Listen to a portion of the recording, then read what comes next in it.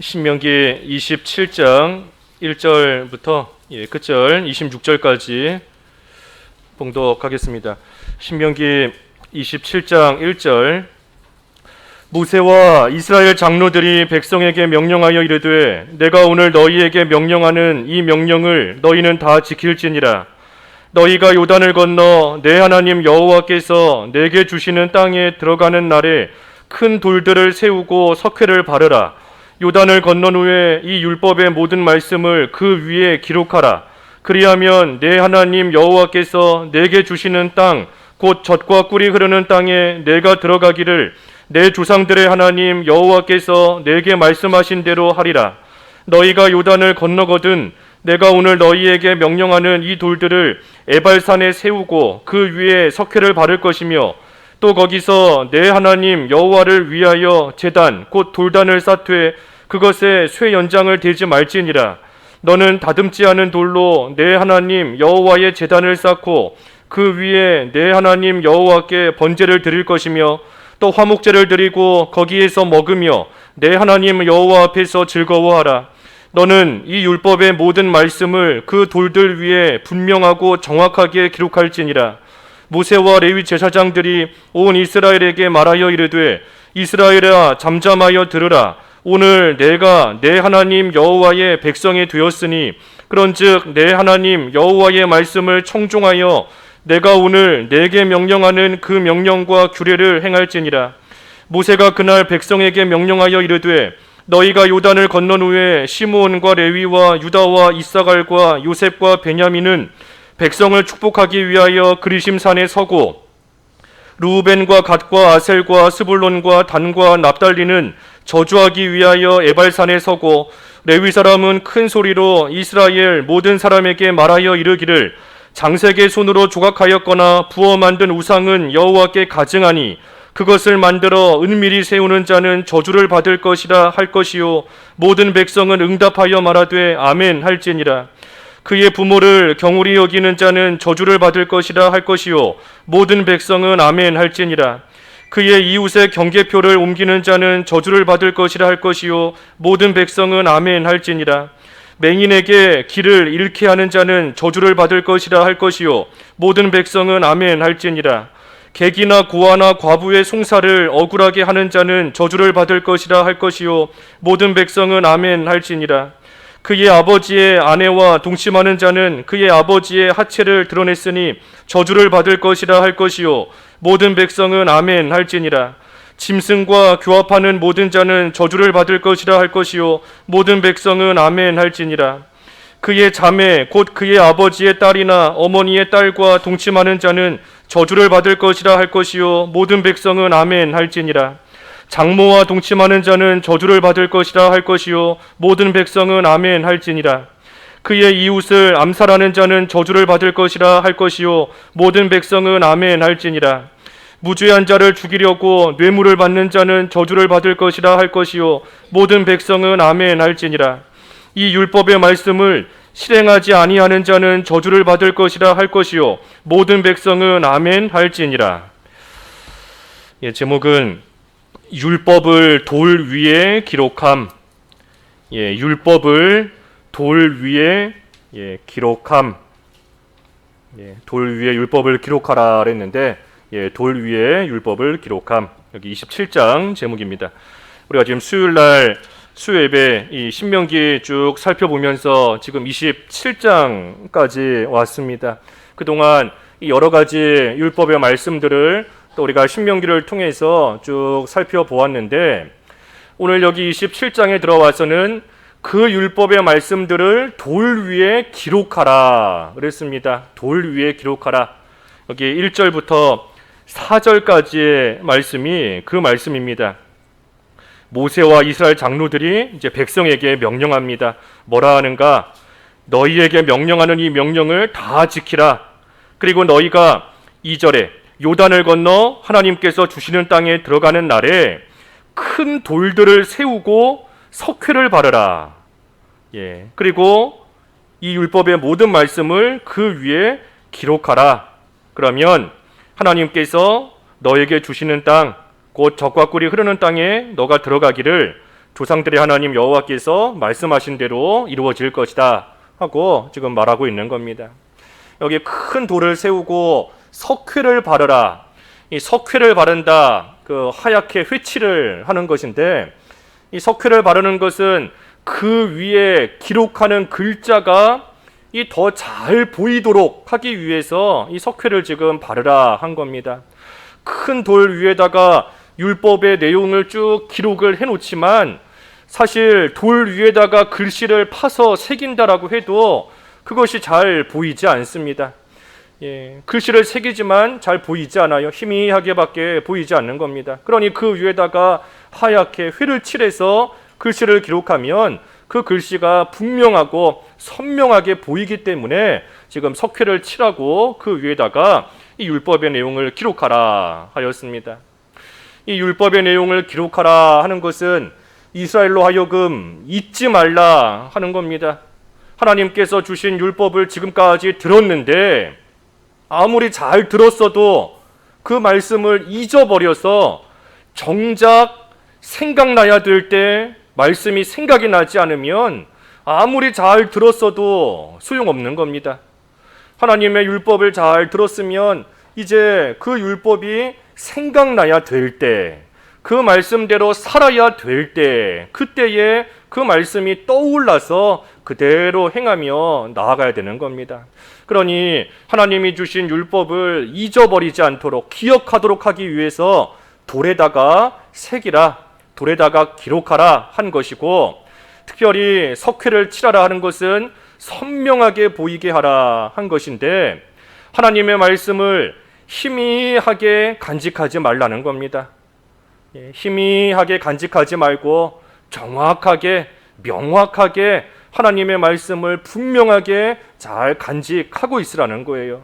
분명히 들었고 읽었고 배웠기 때문에 뭔가 들어본 거는 같은데, 하나님의 말씀인 거는 같은데, 성경에 기록된 내용인 거는 같은데, 그런데 희미하게 기록되어 있기 때문에 분명하지가 않은 겁니다.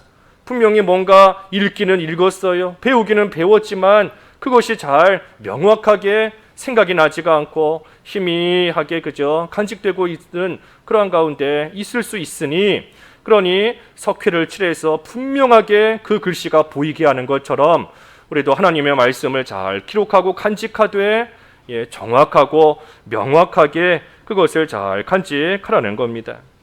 오늘날 우리는 하나님 말씀을 돌판에다가 기록하는 것은 아니지 않습니까? 오늘날은 성령의 역사 가운데 우리 마음판에, 우리 신비에 하나님의 말씀을 기록하는 겁니다. 고린도후서 3장 3절에 보면, 고린도후서 3장 3절에 사람의 손으로 쓴 것이 아니고 하나님의 영으로, 또 돌판에 쓴 것이 아니라 우리의 신비에 기록하였다. 고린도후서 3장 3절에 했는데 우리 신비, 마음판인 겁니다. 마음판. 우리 마음판에다가 성령께서 하나님의 말씀을 다 기록을 하신다는 거예요.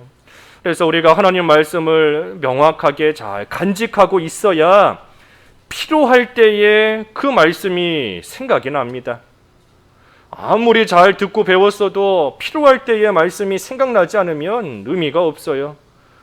필요할 때 말씀이 떠올라야 됩니다. 지금 시험거리가 왔는데, 시험 당했는데 그때에 하나님의 말씀이 떠올라야 돼요. 평소에 아무리 시험이 와도 하나님께서 피할 길 주신다, 시험을 통해 온전한 자로 만드신다 하는 말씀을 듣고 배웠지만 정작 시험을 지금 당했는데, 시험거리가 왔는데 그 말씀이 떠오르지 못하면 그 시험 이길 수 없는 겁니다. 희미하게 기록되어 있는 거예요. 핍박을 받을 때 참으로 하나님 나라를 위해, 의를 위해 핍박받으면 복이 있는 자다 하는 말씀이 그때 떠올라야 돼요. 그때 떠올라야 그 말씀 붙잡고 또한 이겨나갈 수 있는 겁니다.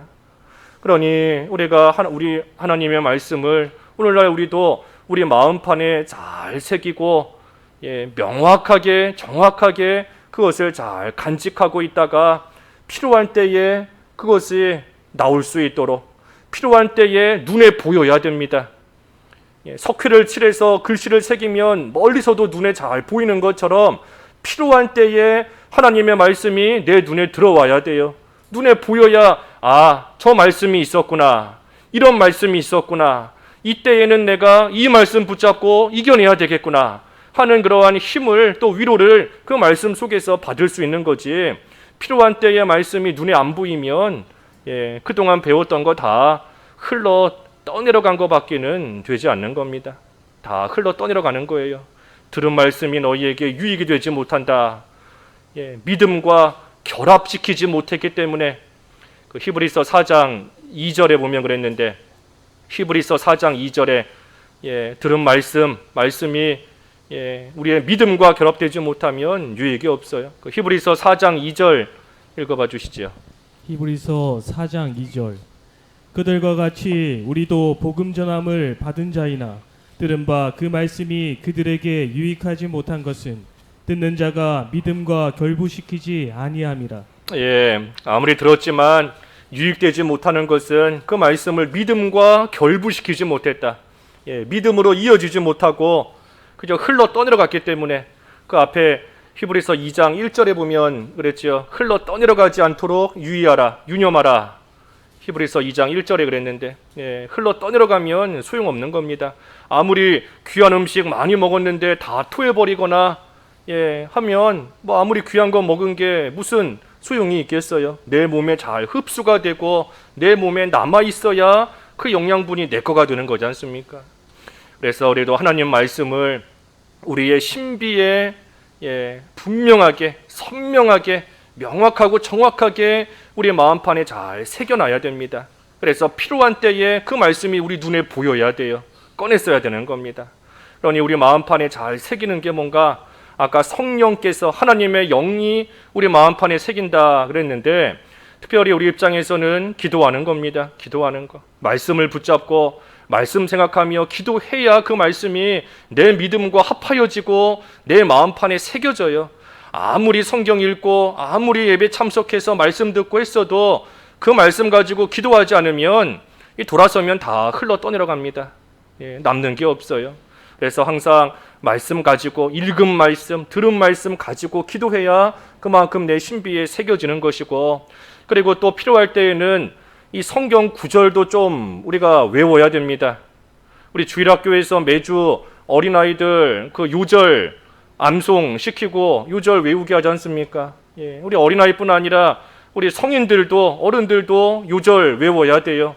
필요한 말씀, 내가 붙잡아야 되는 말씀, 내가 자꾸만 잊어버리게 잘하는 말씀, 내가 자꾸만 넘어지는 상황에서 내 눈에 좀 보여야 되는 그러한 말씀은 우리가 좀 잘 외워야 됩니다. 그 말씀 암송하고 암기하고 반복적으로 계속해서 외우고, 그래야 우리가 그 말씀을 가지고 또 기도하는 거지요. 그래서 말씀으로써 기도하고, 또 필요하면 성경 요절도 외워야 돼요. 부지런히 외워서 우리 안에 잘 간직하면 그것이 또 우리 신비에 그만큼 또 새겨지는 겁니다.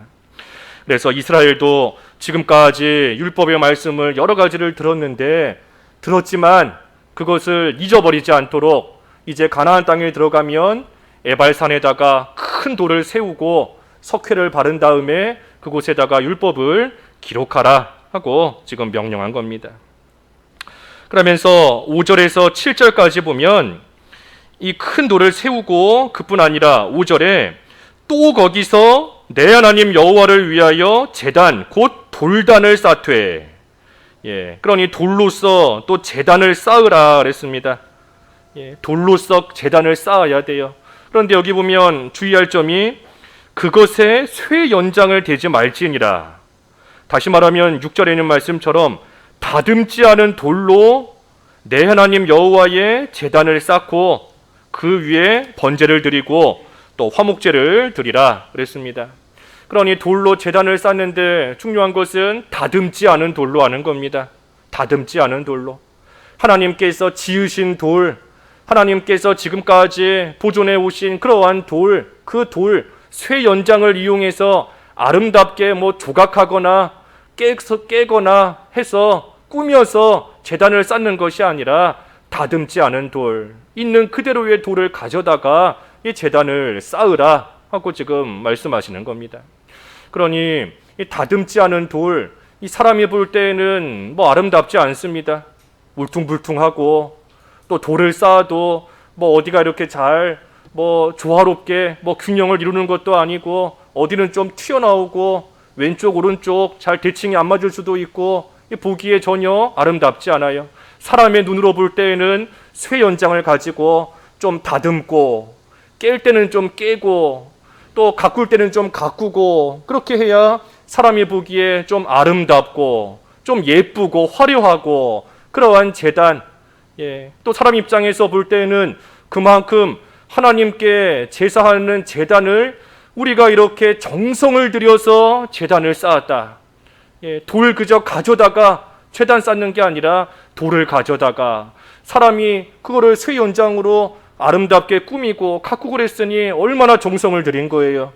정말로 사람이 힘을 다 쏟아서 정성을 쏟아부어서 제단을 아름답게 만들 수 있지만 하나님께서 지금 명령하시는 거는 다듬지 않은 돌로 해라.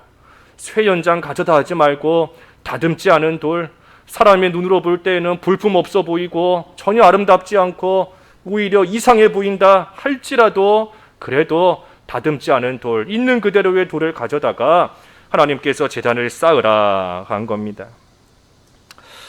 그러니 우리가 이 말씀을 생각할 때 참 뭐 여러 가지를 생각해 볼 수 있습니다. 우리의 예배 생활도 그렇고 또 교회를 또 꾸미는 것도 그렇고 여러 가지 우리가 생각해 볼 수 있지만 특별히 우리 자신의 모습을 또 우리가 잘 깨달아야 됩니다. 우리 자신의 모습. 우리가 하나님 앞에 우리 자신을 드릴 때 우리의 모습 그대로 하나님께 드리는 겁니다. 우리의 모습을 그대로 드리는 거예요. 하나님께 내가 아름다운 모습으로 나와야지만 하나님께서 나를 귀하게 여기시는 것도 아니고 내가 강해야지만 내가 건강해야지만 하나님께서 나를 기쁘게 받으시고 귀하게 여겨주신 것도 아닌 겁니다. 우리의 모습 그대로, 연약하면 연약한 그대로, 병들었으면 병든 그대로, 가난하면 가난한 그대로 하나님 앞에 나아오면 하나님께서 그러한 우리의 모습 그대로 하나님이 받으시며 하나님께서 우리 자신을 만들어 가시는 겁니다. 우리 아까 찬송가 가사 부른 것처럼 내 모습 이대로 주 받으옵소서. 우리가 전에는 보혈로 씻어서 날 받으시옵소서. 우리가 찬송 그렇게 좀 가사 불렀지 않습니까? 보혈로 씻어서 하나님께서 나를 받아주시기를 원한다. 그것도 맞는 내용입니다. 맞는 내용이에요. 하지만 우리가 지금 찬송 부르는 것처럼 내 모습 이대로 내 모습 이대로 주 받으옵소서. 그것도 맞는 내용인 겁니다. 보혈로 씻어서 하나님께서 우리를 받으시는 것은 결과적인 겁니다. 결과적인 모습이에요. 하나님께서 우리를 받으실 때 예수님의 보혈로 깨끗하게 씻어서 거룩한 자로, 의로운 자로 하나님께서 우리를 받으시는 그 모습인 겁니다. 하지만 우리가 하나님 앞에 나아갈 때는 우리의 모습 있는 그대로 나가는 겁니다. 연약하면 연약한 대로, 연약한데 강한 척 하면서 나가는 거 아니에요. 죄 짓고 왔으면서 죄 없는 척 하면서 또 하나님 앞에 나오는 것도 아닌 겁니다.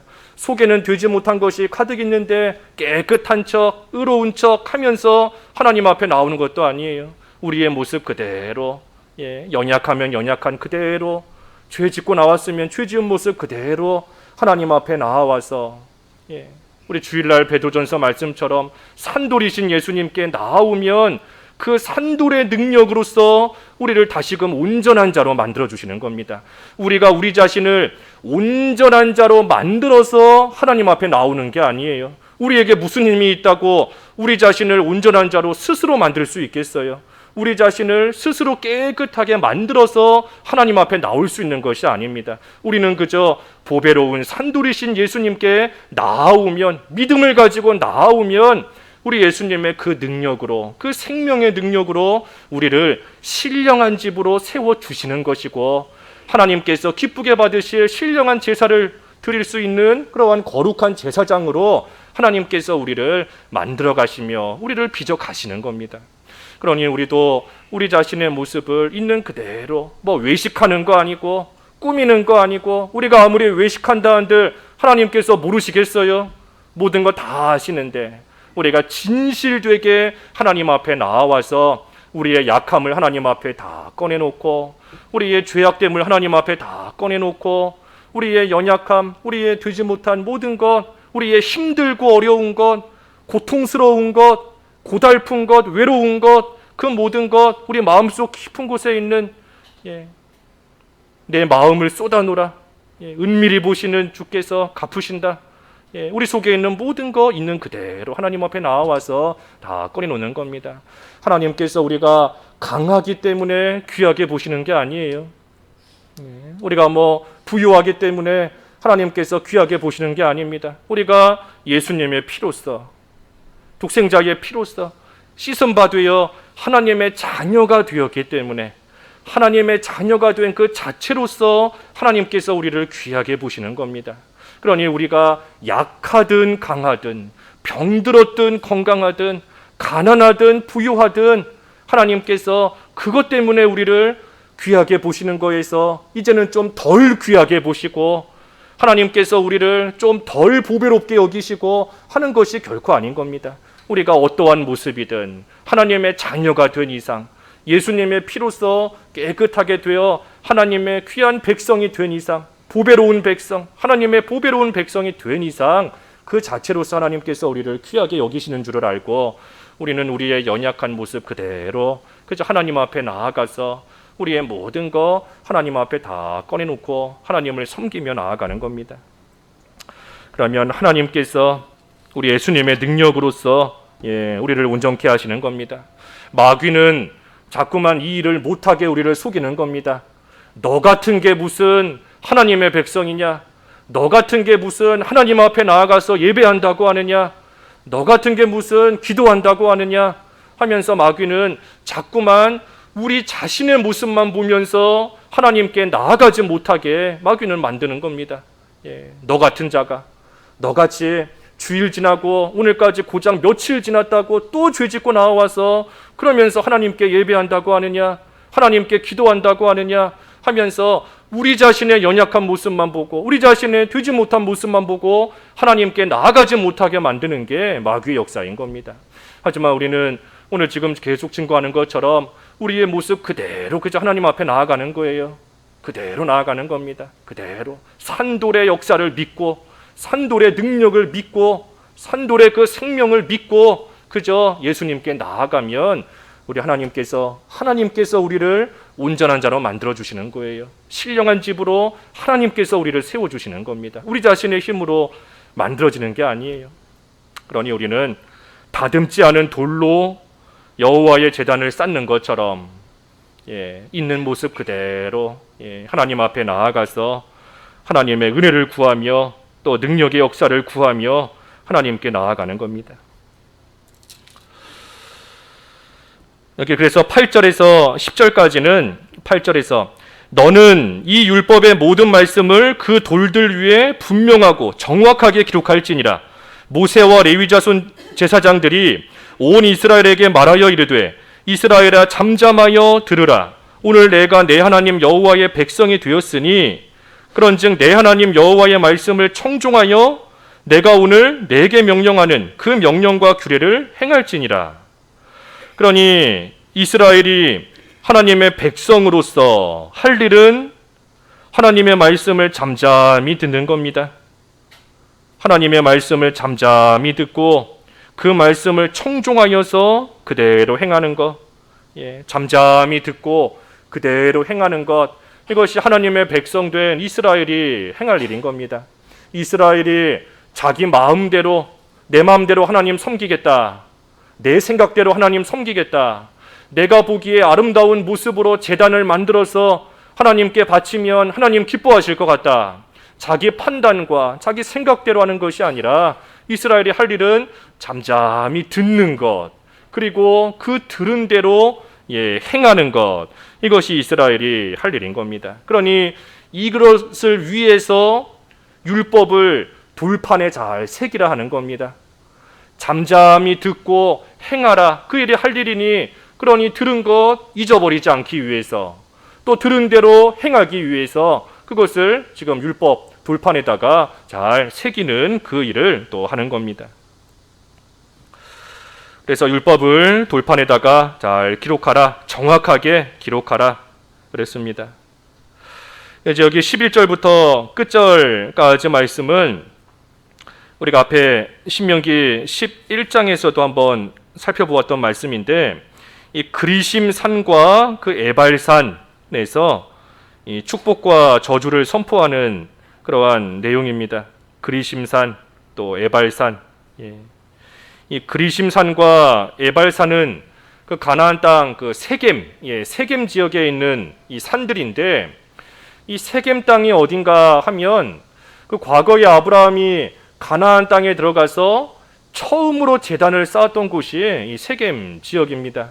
그래서 그곳에 있는 지금 두 산이에요. 그리심산과 에발산. 그래서 그리심산에 전부 이스라엘 12지파 가운데 절반 6지파가 그리심산에 섭니다.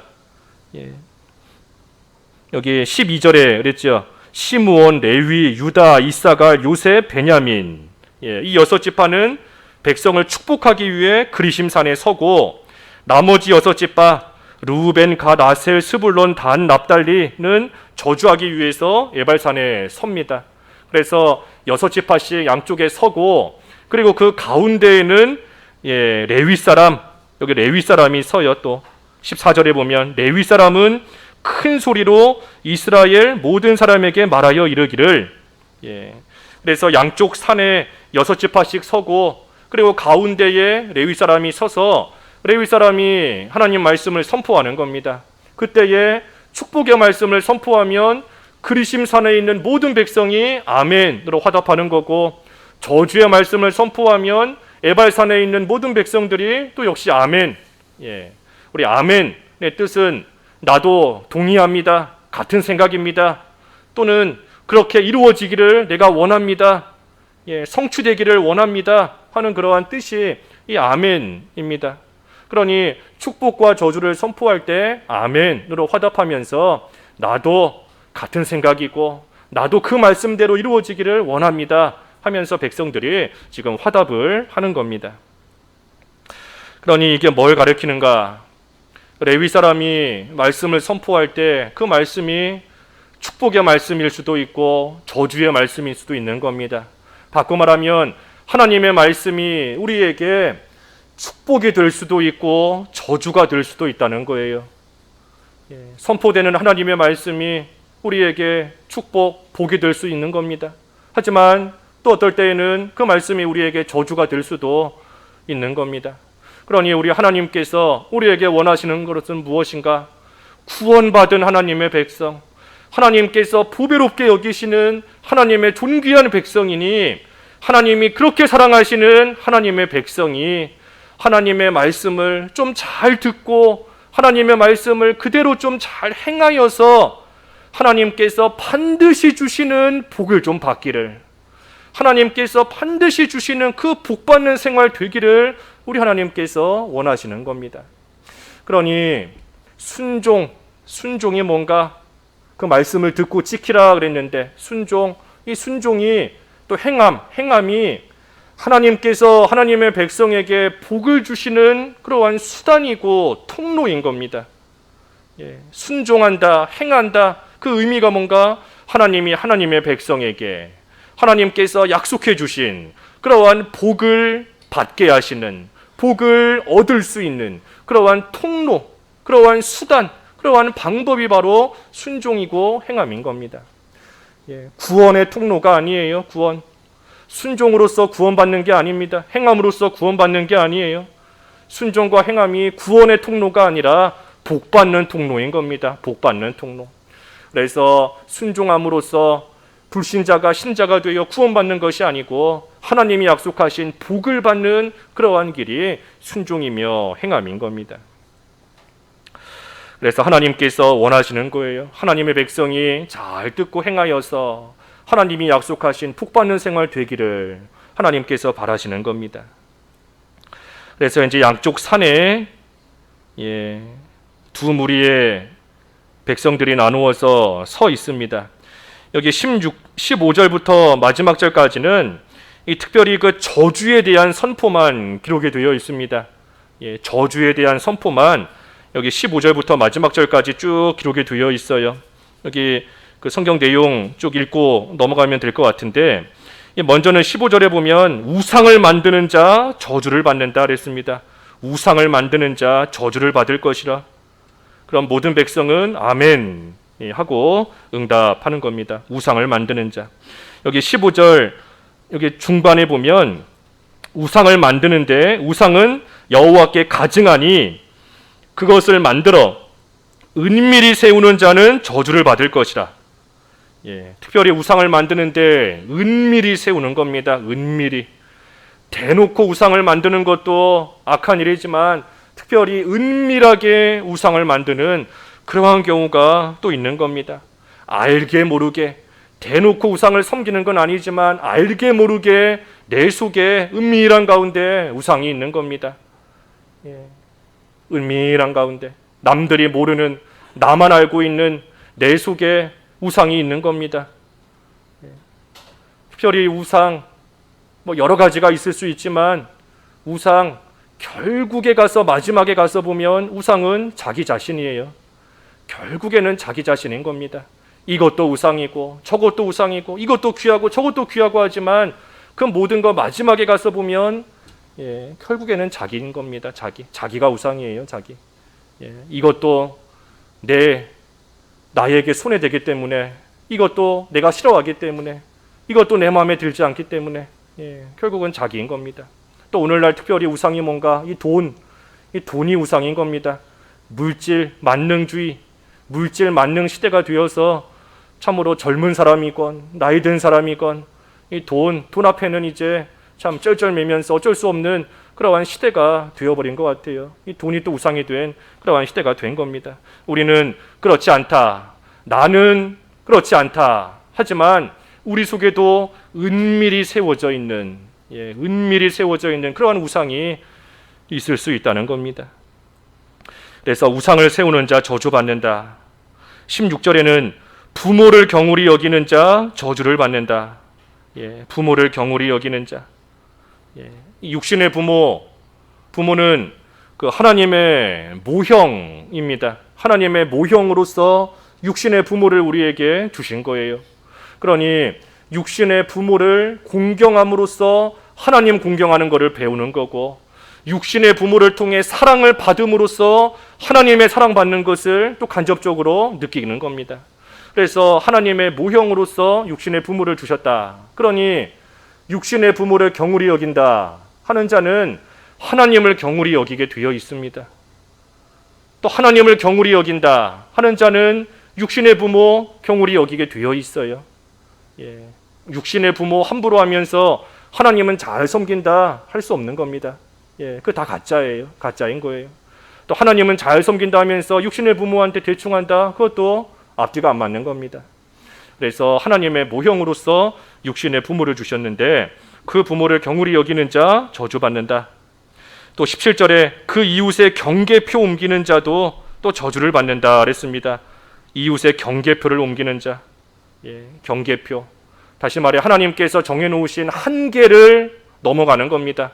하나님께서 딱 이만큼 한계를 정해주시고 여기까지가 너의 거다, 여기까지가 너의 땅이다, 하나님께서 한계를 정해주셨는데 그것을 넘어가는 자, 그러한 자도 또 저주를 받는다는 겁니다.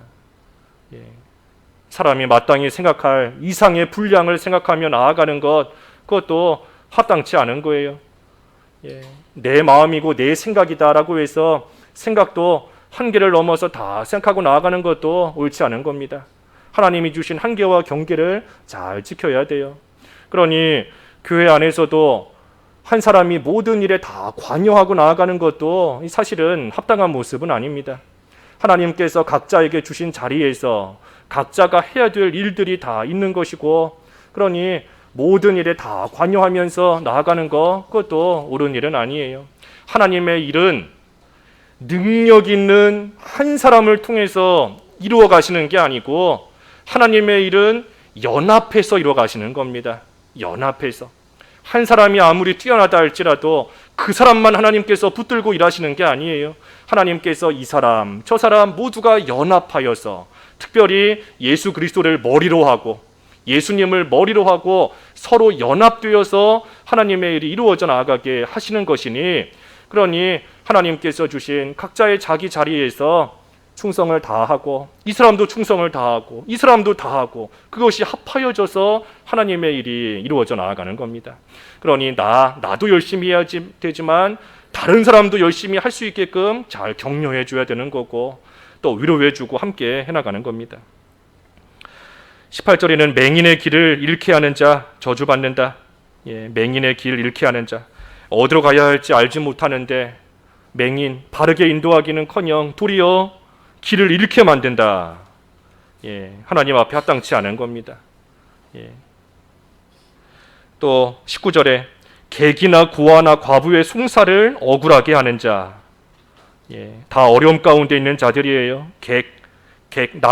나그네도 자기 집 떠나서 잠깐 타지에 와 있는 자고, 고아나 과부 다 힘없고 연약한 자인데 그러한 자가 지금 송사까지 재판까지 걸렸으니 그러니 참 큰 어려움 가운데 있는 겁니다. 그러한 자를 억울하게 하는 자 저주받는다. 어려움 가운데 있는 자 잘 도와주지 않고 어려움 가운데 있는 자를 더 어렵게 만들고 힘들게 하는 자 합당치 않다는 겁니다. 또 20절에 그 아버지 아내와 동침하는 자, 여기 20절부터 23절까지는 다 이 성적인 죄입니다. 아버지 아내와 동침하는 자, 또 21절에 짐승과 교합하는 자, 또 22절에 자매와 동침하는 자, 또 23절에 장모와 동침하는 자, 이러한 자 다 이 저주를 받는다. 그러니 망하는 길 가운데 하나가 이 음행입니다. 음행. 성적인 죄로 인하여서 망하는 그러한 일이 많아요. 삼손도 들릴라, 그 음행으로 인하여서 빠졌다가 망한 것이고, 물론 하나님께서 회개할 때 회복시켜 주시지만 어쨌든 그 망한 상황, 그 음행죄로 인하여서 빠진 그 상황만 놓고 볼 때 말하는 겁니다. 삼손도 들릴라로 인하여서, 다윗도 밧세바로 인하여서, 솔로몬도 하나님 잘 섬겼지만 노년에 가서 이방 여자들을 사랑함으로써 또 큰 낭패를 당하고 하는 거지 않습니까? 음행, 성적인 죄, 그 당시에는 꿀처럼 달지만 하지만 결국에는 그것이 칼처럼 날카롭게 되어서 반드시 돌아와서 큰 고통을 주는 겁니다. 읽진 않겠지만 참고하면 잠언 5장 3절부터 6절까지가 그 말씀이에요. 잠언 5장 3절에서 6절까지인 겁니다. 음행할 때는 꿀처럼 달고 좋지만 결국에는 쑥처럼 쓰고 칼처럼 날카로워서 찔리고 베이고 큰 고통을 당한다는 겁니다. 잠언 5장 3절에서 6절. 그러니 하나님을 사랑하면 다른 것이 오지 못하게 막을 수 있는 겁니다. 하나님 사랑함으로써 음행죄, 성적인 죄 피하는 거예요. 24절은 이웃을 암살하는 자, 암살하는 자. 미워하는 것도 살인이다 그랬는데 꼭 육체적으로만 살인하는 것뿐 아니라 미워하는 것도 합당치 않은 겁니다. 우리가 주일날 오후 예배 통해서 보았지만 미움을 가지고 구원을 잘 이루어갈 수 없습니다. 다른 사람 미워하는데 구원 이루어가는 생활 제대로 할 수 없어요. 또 25절에 무죄한 자를 죽이려고 뇌물을 받는 자, 무죄한 자를 죽이려고 뇌물을 받는다. 그런 이 말씀을 잘 생각해 보면 무죄한 자가 억울한 일을 당할 때도 있는 겁니다. 아무런 죄가 없는데 그러한 자를 지금 뇌물을 받고 죽이려고 하고 있으니 무죄한 자가 억울한 일 당할 수 있다는 거예요. 하지만 이러한 자 하나님께서 저주하신다, 하나님의 저주받는다 그랬으니 바꿔 말하면 하나님께서 갚아주시는 줄을 알고 억울하지만 속상하지만 하나님의 공의에 또 맡기고 나아갈 수 있는 겁니다. 그래서 마지막 26절에 율법의 말씀을 실행하지 않는 자 저주를 받는다. 그리고 모든 백성은 아멘할지니라 그랬습니다. 그러니 율법의 말씀을 실행하지 않는 자 저주를 받는다.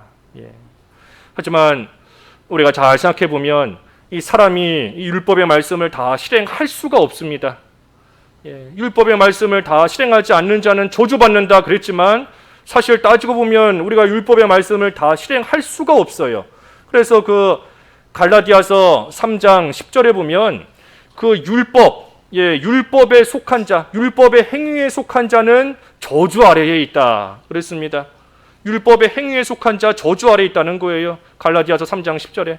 율법을 우리가 다 지킬 수가 없으니 그러면 오늘 본문 마지막 절의 말씀처럼 하나님의 저주를 받는 그러한 가운데 있을 수밖에 없는 것이 당연한 결과인 겁니다. 그러니 이 마지막 26절의 말씀이 궁극적으로 의미하는 것이 뭔가? 이것은 당연하게도 우리 예수님을 믿으라는 겁니다. 예수님을 믿으라는 거예요. 율법을 다 지키지 않으면 저주받는다 그랬으니 너의 힘으로 이 율법 다 지킬 수 없는 줄을 알고 율법을 다 이루신 예수님을 믿으라는 말씀이 이 마지막 26절의 궁극적인 의미인 겁니다. 그리고 이 말씀을 반대로 생각하면 율법을 실행하지 않으면 저주받는다 그랬으니 율법을 지키면 복을 받는 겁니다. 율법을 지키면 복을 받는 거예요.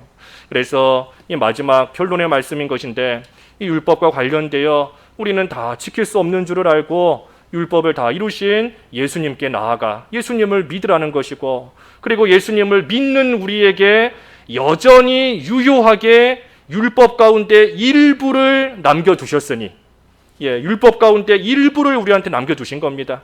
의식법과 시민법은 다 폐해졌고 도덕법만 남았으니 그 율법의 일부를 여전히 우리에게 남겨두신 이유는 그 율법을 통해 복을 받으라고 그 율법을 지킴으로써 하나님이 주시는 복 받으라고 하나님께서 우리에게 이 율법을 여전히 남겨두신 겁니다.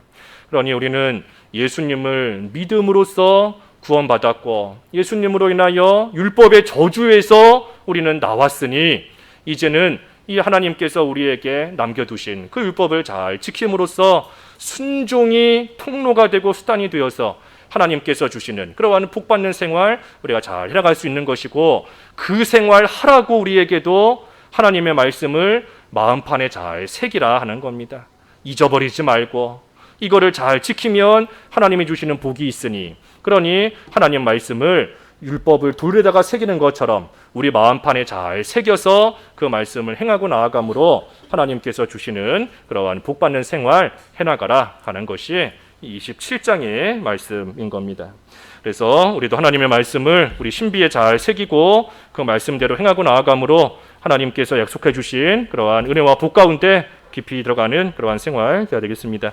말씀 시작하면서 잠깐 기도하죠. 기도하겠습니다. 하나님 아버지, 율법을 돌판에 새겨서 그 율법을 늘 바라보고 기억하며 그대로 행하고 나아가는 복된 하나님의 백성으로 삼으시기 위해 이스라엘에게 명령하신 것처럼 저희들도 하나님의 말씀을 읽고 듣고 배우고 그 말씀을 저희 신비에 잘 새기고 기록하여서 그 말씀이 생각나게 하시고 그 말씀을 바라보고 또 그 말씀대로 지키고 나아가는 저희들 될 수 있게 하여 주시옵시고 그로 인하여서 하나님께서 순종을 통하여 주시는 참으로 귀한 복 가운데 온전히 참여할 수 있는 귀한 성도의 삶이 될 수 있도록 은혜를 베풀어 주시옵소서. 예수님의 이름으로 기도하옵나이다. 아멘.